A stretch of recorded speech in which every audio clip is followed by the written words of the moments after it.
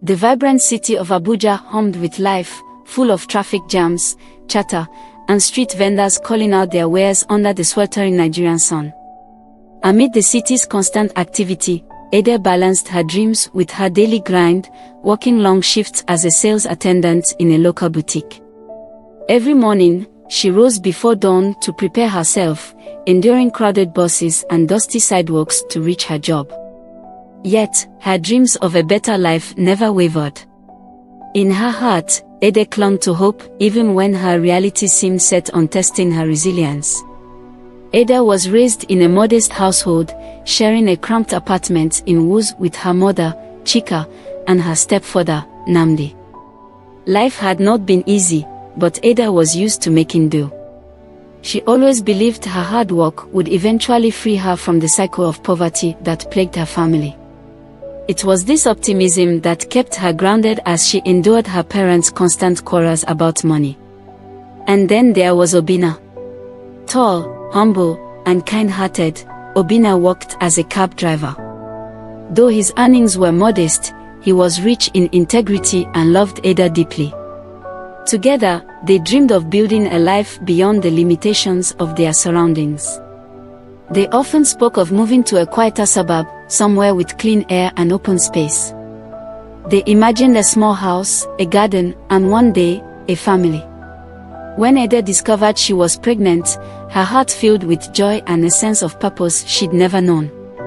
The baby became her anchor, her reason to work even harder. She believed that despite the challenges, she and Obinna could make it work. They would provide a good life for their child and prove that love could indeed conquer all. But life had other plans, and Ada's dreams would soon be shattered by those she trusted most. In the same apartment, a different story unfolded. Unknown to Ada, her mother and stepfather's desperation had reached a breaking point. Chika and Nnamdi had been drowning in debt for years, thanks to Nnamdi's love for gambling and Chika's attempt to maintain a lifestyle they could no longer afford. Their creditors grew impatient, and threats of eviction loomed. They needed a way out, a quick, drastic solution. One night, as the family sat together at the dinner table, Chika's eyes scanned the peeling walls of their apartment, feeling the weight of every debt and broken promise. The sounds of neighborhood children playing outside drifted through the window, and she looked across at Ada, her daughter radiating a happiness she hadn't seen in years. Chika could not ignore the shame gnawing at her, but her bitterness and survival instincts dulled the feeling. Nnamdi, too, had noticed Ada's pregnancy, but instead of joy, he saw an opportunity. He leaned over to Chika later that night, whispering his ideas, his tone hushed but intense. Their desperation turned to conspiracy, and Nnamdi's plan was ruthless. They would sell Ada's baby to settle their debts. At first, Chika recoiled at the thought. But as she wrestled with her conscience, her desire to escape her financial misery grew stronger. Soon, her reservations eroded, and she rationalized her decision. She told herself it was for the family's survival. Surely Ada could have another child someday. This one would be their salvation. In the following days, Chika reached out to a former friend, Mrs. Bello, known in certain circles for her involvement in shady dealings. Mrs. Bello didn't ask questions, she merely named a price that left Chika in stunned silence. With that money, their debts would vanish, and they could afford a fresh start. The plan was set, and all that remained was to keep Ada in the dark. The days that followed were a blur of deceit. Chika and Nnamdi played their parts well, showing unusual concern for Ada and even helping with her morning sickness remedies. They reassured her that they'd support her, that she could count on them to be by her side through it all. Ada felt a surge of relief, perhaps her parents had changed. She convinced herself that the pregnancy was mending their fractured relationship. Unbeknownst to Ada, her parents were carefully orchestrating the sale, arranging every detail as though they were merely handling a routine transaction. Mrs. Bello instructed them on what to do and how to keep Ada calm during delivery. She warned them about the dangers of delaying payment, pressing them to ensure the deal would proceed without complications. One afternoon, as Ada returned from work, she noticed her mother's lingering gaze. Chika put on her sweetest smile, but there was an uneasiness in her eyes.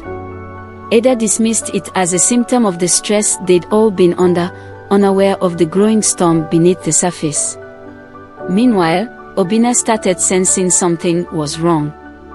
He noticed Chika's unusual interest in Ada's pregnancy, which contrasted starkly with her past indifference. Though he shared his concerns with Ada, she brushed them aside, chalking it up to the positive changes she hoped were finally taking place in her family. But Obinna's instincts told him otherwise, and he couldn't shake the feeling that Ada was in danger. As Ada's due date approached, Chika grew more restless. She often found herself staring at the envelope of cash Mrs. Bello had given her as an advance. It was all so close now, her freedom, her salvation, lay within reach. Yet, each time she met Ada's innocent eyes, guilt bubbled up. She silenced it by reminding herself of the debts that haunted her. One evening, Ada shared her plans for the future with her mother. She talked about how she and Obinna wanted a better life for their child and how they dreamed of a life free from the city's pressures. Chika listened in silence, trying to steal her heart, while Nnamdi gave only a curt nod, his eyes glued to the television. He had grown colder and more distant, his only concern being the payday waiting just around the corner. Obinna's suspicions grew stronger, and he confronted Chika directly. The confrontation took place in the cramped living room, and the tension was palpable. Obinna accused Chika of something he couldn't quite define, but his instinct screamed that her intentions weren't pure. Chika feigned shock and hurt, accusing Obinna of trying to tear the family apart. She claimed she was only trying to be supportive of her daughter, insisting he was being paranoid. Ada, caught between the two, felt a pang of loyalty toward her mother and convinced Obinna to let the matter go, urging him to trust her family. Despite Obinna's misgivings, he reluctantly agreed, but his heart was uneasy. Something in Chika's response confirmed his worst fears, but with Ada's due date so near, he felt helpless. He resolved to keep a close watch, refusing to let his guard down. As the night fell over Abuja, Chika and Nnamdi finalized the arrangements with Mrs. Bello. Everything was set, and the day of Ada's delivery would mark the end of her dreams and the beginning of their twisted salvation.